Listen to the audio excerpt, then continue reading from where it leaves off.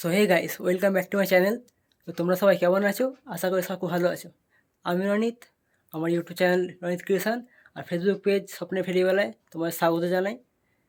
Facebook page সবাই জানো নিশ্চয়ই, আর নামটা এমন দিয়েছি সবাই ওই নামেই ডাকে। তো আজকের ব্লগটা হচ্ছে একটু অন্য রকমের। আজকে ঘোরাঘুরি এসব ফুড ব্লগ ধরনের কোনো কিচ্ছু নয়।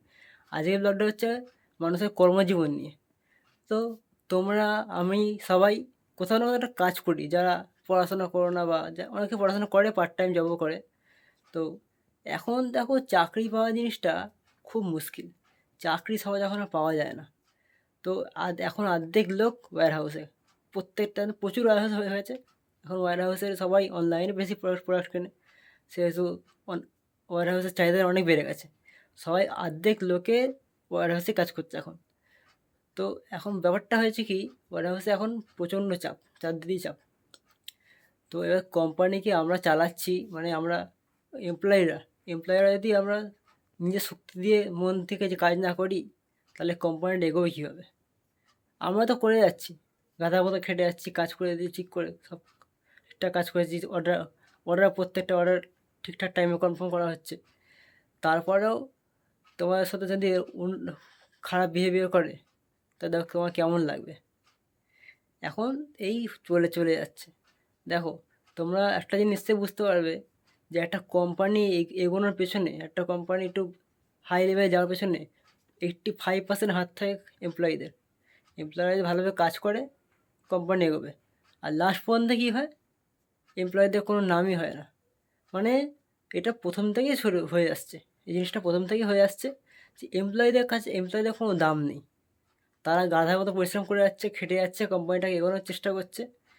আর লাস্ট পর্যন্ত ম্যানেজার, মালিক, আরও যা যা আছে, ওরা নাম কামাচ্ছে। লাস্ট পর্যন্ত অ্যাওয়ার্ডটা কিন্তু ওরাই নিয়ে যাচ্ছে, আমাদের কোনো কিছু নয়। কী করলো, একটু বেশি অর্ডার কনফার্ম হলো, একটা কেক কেটে দিল, হয়ে গেল। একটা কেকে অপারেশন করে দিল, ব্যাস হয়ে গেল, কাজ শেষ। তারপর তোমাদেরই গালাগাল করবে, খিস্তি করবে, আমাদের সবাইকেই গালাগাল খিস্তি করে। তার থেকে আমি মনে করি একটা ওই 10-12 হাজার টাকা জমিয়ে ছোটোদের ঘুমটি চায়ের দোকান খুলে ফেলো, অনেক ভালো, অনেক সম্মানের কাজ। আর তোমরা যদি ভাবছো যে চায়ের দোকান খুলবো, মান সম্মান লাগবে, ওইসব ভেবে লাভ নেই। নিজের ব্যবসা, কেউ কিচ্ছু বলতে হবে না।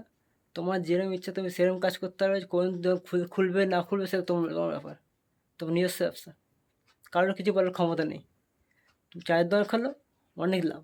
এসব এসব ওয়্যার হাউস গিয়ে লাভ নেই। চাকরি তো পাবে না, বাদ দাও, চাকরির বাজার খুবই খারাপ। ওয়েস্ট বেঙ্গল চাকরি তো পাওয়া যায় না। আর পেতে গেলেও কোয়ালিফিকেশান অনেকটাই ভালো হওয়া দরকার। আর কোয়ালিফিকেশান ভালো হলেও পশ্চিমবাংলায় চাকরি নেই। চাকরি পেতে গেলে তোমার বাইরে যেতে হবে, দিল্লি, মুম্বাই সব। তো এখন ওয়্যার হাউসই ভরসা, চারদিকে এত ওয়্যার হাউস হয়ে আছে, চারদিকে প্রচুর ওয়্যার হাউস। তো আমি মনে করি এই ওয়্যার হাউসে কাজ করার থেকে তোমরা ওই টাকা জমাও, 10-12 হাজার টাকা জমাও, যারা নিউ নিউ প্রজন্ম যারা আছো, তোমাদের বলছি, এসব কোনো ভবিষ্যৎ নেই, বেকার এসব। খালি গালাগাল শোনো, এই শোনো সারাদিন ধরে। কোম্পানিকে তোমরা এগিয়ে নিয়ে যাচ্ছ, তোমাদের বুকের রক্ত দিয়ে তোমরা কোম্পানিটাকে এগিয়ে নিয়ে যাচ্ছ, তোমরা, আমরা, যাই বল, যারা কাজ করি এসব ওয়্যারহাউসের লাইনে। আর আমাদের কোনো দাম নেই। শরীর খারাপ হলো, বললাম শরীরটা খারাপ লাগে, যেতে পারবো না আজকে কাজে, কী বললো, চলে আসো, পরের দিন ছুটি দিয়ে দেবো। আরে আমার শরীরটা খারাপ তো আজকে, পরের দিন ছুটি দিয়ে আমি কী করবো? আমার লাভটা কী হবে? মানে কোনো বিশ্বাসই করতে চায় না।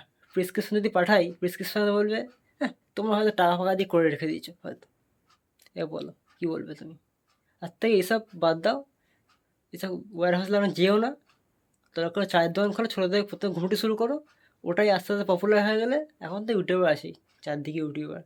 একটু কম সময়ে করবে, কম সময়ে চা ফা রাখবে। ধরো সবাই 5টা বিড়ি করে, তুমি 4টা বিড়ি করলে, কী আছে?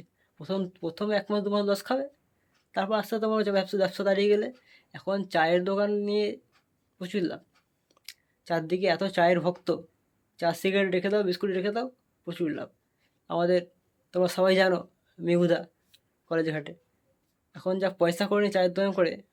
অবশ্য অনেক বছর, অনেক পুরনো দোকান, অনেক বছরের দোকান, আস্তে আস্তে হয়েছে। তোমরাও সেটা করো। ওই সব মান সম্মান দেখে লাভ নেই, যে আমার মান সম্মান চলে যায় চায়ের দোকান খুলবো, ওইটা একটা ব্যবসা, ওটা একটা কাজ, কোনো কাজ ছোটো নয়, তোমরা সবাই জানো, আমাদের মা বাবারা তাই শিখিয়েছে, কোনো কাজ ছোটো নয়।